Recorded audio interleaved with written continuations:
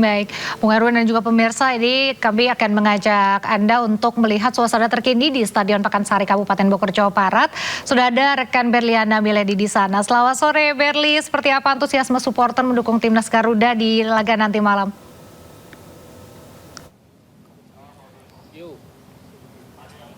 Ya, selamat sore Nadia dan juga pemirsa. Untuk gelaran hari ini Indonesia versus Kamboja yang juga menjadi laga pembuka untuk pertandingan di ASEAN Hyundai Cup 2026 ini memang sangat terlihat juga sudah diramaikan atau dipadati sedikitnya sejak sore tadi pemirsa. Nah, kalau misalnya Anda lihat ada security ataupun penjaga ini sudah melakukan penjagaan di gate 10 tepatnya di tempat saya berada saat ini, yang memang terlihat juga tadi Nadia dan juga pemirsa sudah mulai berdatangan masyarakat ataupun penonton yang sudah menggunakan ataupun mengenakan jersey tim nasional kebanggaan kita semua. Kemudian Nadia juga pemirsa, hari ini memang nantinya Indonesia versus Kamboja akan dimulai bertanding pada pukul 20.30 waktu Indonesia Barat. Nah, untuk mengetahui bagaimana support dari mereka, nah Mas, ngobrol sebentar nih, aku mau tanya, Masnya dari mana?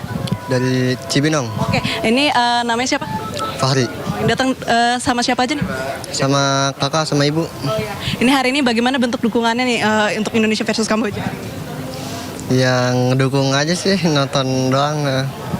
Siapa sih pemain yang ingin sekali dilihat pada pertandingan hari ini? Rizky Ridho sih. Iya. Terakhir nih Mas, mungkin ada prediksi kali ya, prediksi skor untuk Indonesia versus Kamboja pada malam hari ini? Kayaknya 2-1 untuk Indonesia. Iya. Oke Mas, terima kasih banyak atas waktunya. Selamat menonton pertandingan hari ini. Nah, itu dia pemirsa, tadi salah satu perbincangan saya dengan salah satu supporter yang akan menonton dan menunggu Rizky Ridho. Kalau tadi kan 2-1 nih untuk Indonesia. Kalau Nadia sendiri berapa nih kira-kira prediksinya? Wah, nanti deh, saya juga masih mikir nih, tapi yang jelas saya berharapnya pasti menang ya. Terima kasih Berli, melaporkan langsung dari Stadion Pakansari Bogor, Jawa Barat. Selamat bertugas kembali, selamat nonton. Ya, saya kembali ke Pak Bung Erwin. Bung Erwin, ini kan nanti laganya seperti yang tadi kita lihat nih di Stadion Pakansari ya. Ini seberapa besar sih keuntungan bermain di kandang sendiri dengan dukungan langsung dari supporter kita nih? Ya, tentu kalau bermain di kandang itu yang sudah jelas dukungan supporter ya yang didapatkan oleh tim nasional Indonesia. Terus yang kedua, salah satu keuntungan juga adalah pemain-pemain timnas Indonesia tidak perlu traveling sejauh Kamboja. Kamboja kan harus datang ke sini ya. Ini kan kesempatan bagi Indonesia dengan tenaga yang fresh, belum bermain, sementara Kamboja habis kalah 1-2 di kandangnya sendiri lawan Singapura. Ini dengan tenaga fresh, dengan dukungan dari supporter yang mudah-mudahan banyak datang ke stadion, ini tentu akan menjadi salah satu keuntungan yang besar bagi pemain Indonesia. Nah, menurut Bu Erwin, di mana sih titik krusial dari kekuatan timnas kita yang bisa menentukan hasil pertandingan nanti? Kalau untuk lini belakang, lini tengah, saya pikir masalahnya tidak terlalu besar ya untuk menghadapi Kamboja.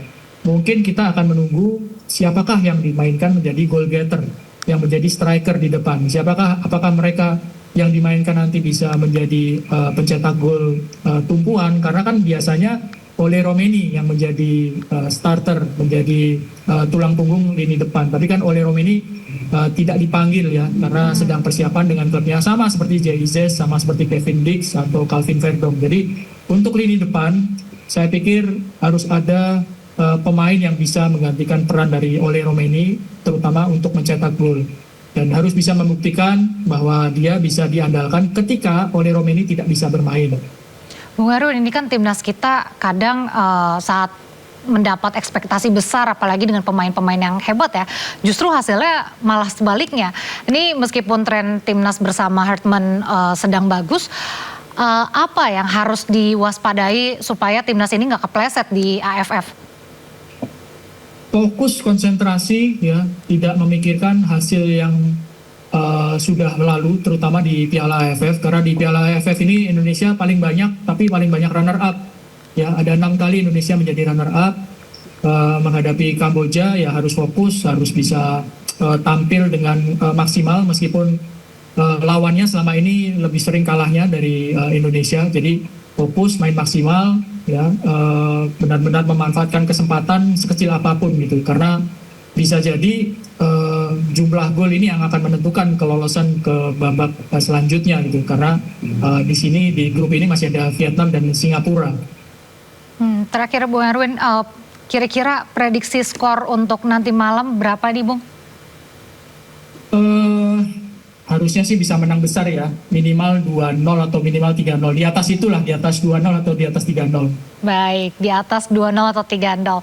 Ya, kita juga memang berdoa semoga timnas ini memberikan penampilan yang maksimal dan kita harapkan hasil yang terbaik tentunya. Terima kasih Bung Erwin telah berbagi bersama kami dan terima kasih juga atas waktunya di Sinda Sore. Sehat selalu Bung. Terima kasih. Pemirsa, skuad Garuda bersiap menjalani duel perdana kontra Kamboja pada penyisihan grup A ASEAN Hyundai Cup 2026. Juru taktik timnas Indonesia John Herdman diprediksi tetap mengandalkan skema formasi 3-4-2-1 dengan fokus menguasai lini tengah.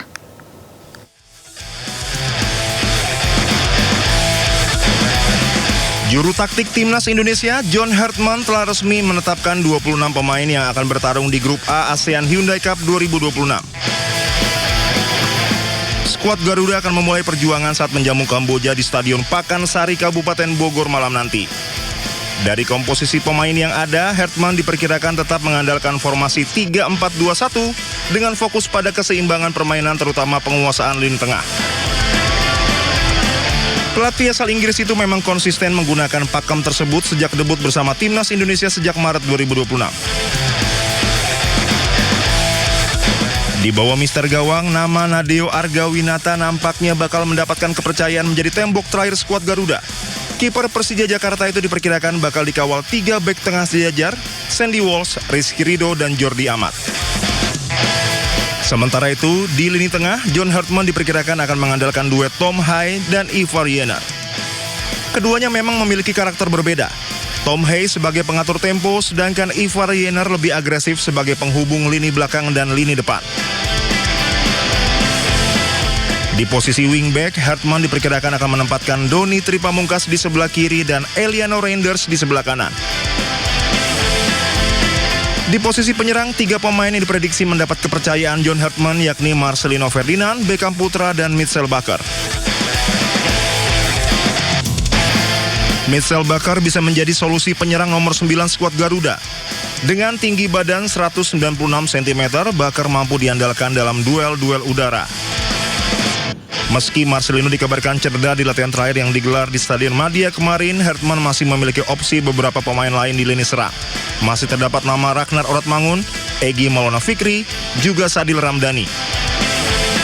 Laga nanti dipastikan berjalan dengan ketat dan menarik.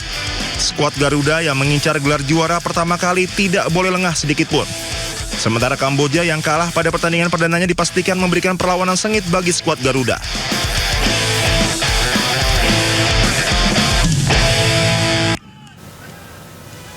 Kepala BGN Sudaryono mengumumkan pihaknya memberhentikan ratusan pegawai dalam upaya bersih-bersih. Jangan kemana-mana pemirsa, Sinda Sore segera kembali.